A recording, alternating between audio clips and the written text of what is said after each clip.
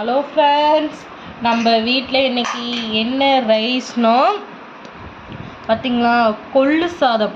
அப்படியே ஒட்டுக்கா போட்டு நான் கொள்ளு சாதம் தான் இன்றைக்கி செஞ்சுருக்கேன்.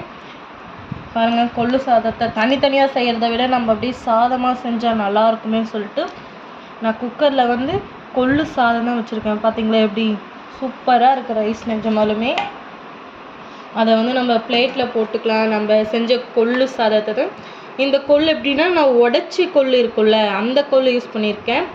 பாருங்கள், உடச்சிருக்கு, நல்லா கொள்ளெல்லாம் நல்லா உடஞ்சிருக்கு. இதோடு சேர்த்து நான் எக்கும் வேக வச்சுருக்கேன். 2 எக்கு வேக வச்சுருக்கேன். அப்புறம் இது இல்லாமல் நம்ம இதுக்காக தொட்டுக்கிறதுக்கு ஊறுக்காய். என்ன ஊறுக்காய்னா லெமன் ஊறுக்காய். இதில் நான் லெமன் ஊறுக்காயும் இப்போ இதுக்காகவே நான் புதுசாக வாங்கி பிரிக்கிறேன். பாருங்கள், எனக்கு கொஞ்சமாக ஊறுக்காய் தான் போதும். பார்த்தீங்களா, செம்மையாக இருக்குது. கண்டிப்பாக ட்ரை பண்ணி பாருங்கள் நீங்களும். கொள்ளு சாதம் இதுதான் எங்களோட மதிய சாப்பாடு. பாய்.